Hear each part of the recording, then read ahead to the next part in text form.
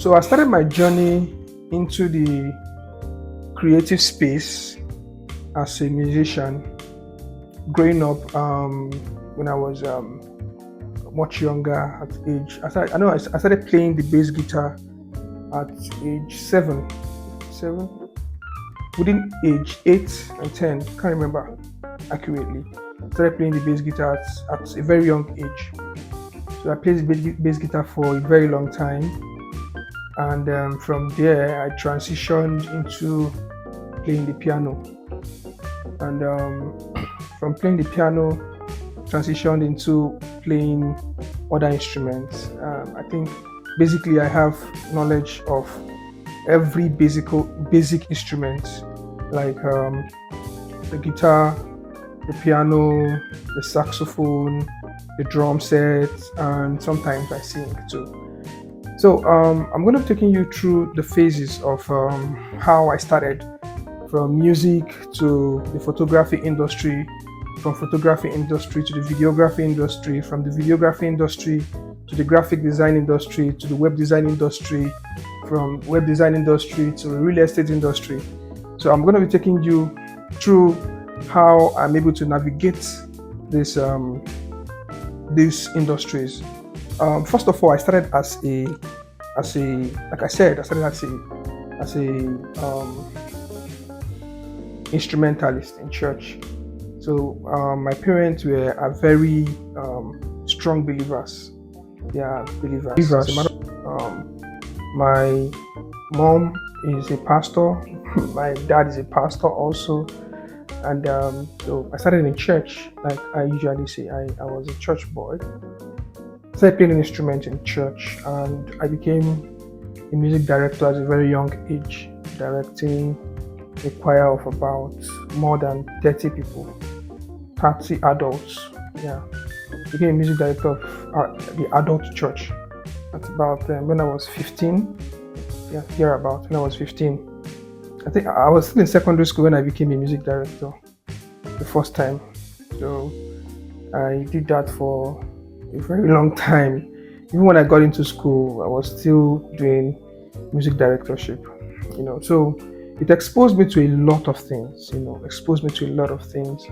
lot of adults, and it kind of made me not act my age. I don't act my age, so because I am always around older people, so I kind of I'm exposed to people's knowledge on time, and from there I wanted more. I've always been this inquisitive child who always wants to know more. So from being a pianist, from being a bass player, I learned how to play the piano myself. So when I tell people nobody taught me how to play the keyboard, they don't believe. From scratch, I learned the re mi fa so. Okay, let me tell you how it happened. So in church then, I was the bass player. We had over about 4 bass players and only 1 keyboardist in church. So a point came, the keyboardist had to travel. I think he got an admission and he left our church. He traveled to school, and there was no prior notice or training for anybody to replace him in church. So I just started one day. I've seen him playing do fa sol, do mi sol. So I basically started playing the keyboard by observation. So I saw, he never taught me. We never had the opportunity to sit under his tutelage to the keyboardist to learn maybe the basics. But I've seen him holding basic chords on the key of F. So that was how that Saturday I played, and everybody was like, wow, you know how to play. I already know how to, mind you, I already know how to play. I already understand what progression is being a bass player. So it wasn't difficult. I'm not going to start learning music progression again. So I just only learned, I picked up the chords, like the basic chords, the do chord, fa, sol, and la chords from him by watching him play. So that was how I started playing the keyboard. And till date, the piano is like my basic instrument. It's like one of my favorite instruments to play. So, I started doing that. Then I got admission. I had to teach my younger brother Elijah, who is also a very fantastic keyboardist now. So I went to school. I got admission. I schooled in Futu, Federal University of Technology, Owerri. So while in school, I also joined the fellowship, and I also started, being a music director. I was also appointed as a music director in the fellowship in school, and the church I was worshiping in school also. I was also the music director. So all my life, everything around me has been around music, music, music. So in my 400 level, I wanted more out of music. I didn't just want to be an instrumentalist. So I I I went. I got music production sets, like the kits for music production. The speakers, the keyboard, the sound card. And I didn't know. I had no knowledge about music production. So I wanted to set up a studio because I want to start recording myself, as an artist. So I had no knowledge about music production, but I got this equipment. So I was lucky enough. I met a young man who was a producer in Port Harcourt. He was one time Duncan Whitey's producer. So he was like, okay, he's looking for a studio to produce that he could be using for a production. So I had it out of like a shop I used for production. So I employed him on the basis of, okay, if you get a client, you produce, this is the cut, bring out the cut for the studio, take this as yours. We're working on based on commission ground.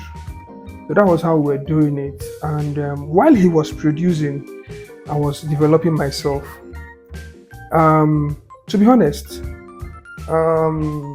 60 to 70% of the things I do are self-taught. 60 to 70% of the skills I have to date are self-taught. Like I learned them from scratch. I'm the kind of person that I believe that everything I put my mind to do, I would do it well. So far as I put my mind to do it, I'll do it well. So up until even driving, I was never taught how to drive. No one taught me how to drive. That's how some people are created. When you say someone is multi-hyphenated, it means they have a lot of skills. And so that was how I transitioned from being a regular instrumentalist into being a music producer. So I learned from shout out to Mr. Froze on the beat. So he was the one. While I was observing him produce, I was also learning from him. And that was when YouTube was still new then. So I got some materials from YouTube. I brushed up myself.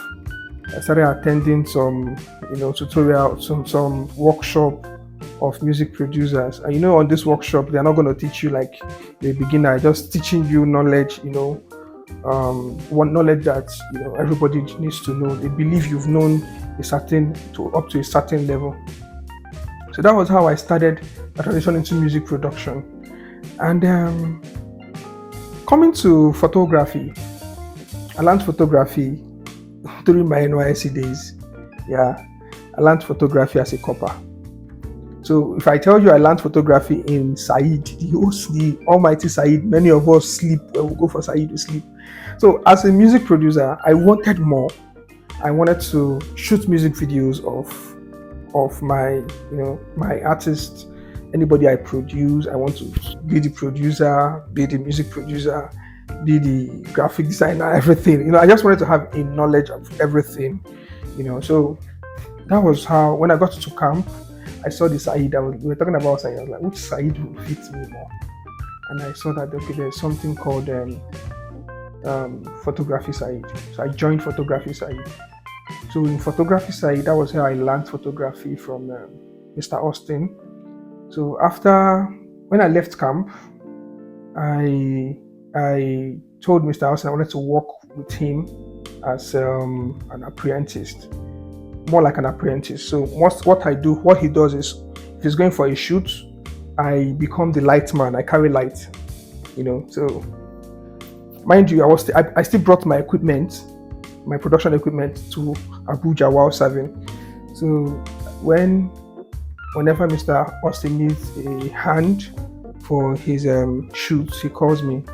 And from there, I started, gathering money. I got my own camera, started getting my own gadgets and all that. So that was how I transitioned into photography. Something happened. Mr. Austin was not chanced enough to teach me how to retouch and edit photos. I learned retouching and editing myself. So what I do is I edit, I send to him, I say, how you see this one? Like, the sun touch and burn is too much. The frequency separation is too much. There was a word used to tell me, they say your picture looks like the person used okra. So I used to edit then you would those artificial editing. So he was like, your editing is too much, tone down on your editing. So I started, toning down on my editing. That was how I transitioned into photography. From photography, I started learning how to basically, graphic designers, they use Photoshop.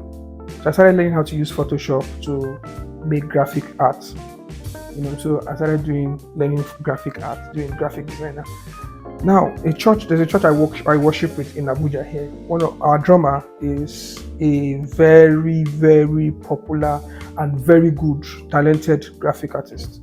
So most times I just, attach with him. I'm like, guy, Alpha, what do you think about this? When I design, I sent to him. I said, bro, what do you think about it? He's like, no, this is not good. This is not good. He likes minimal.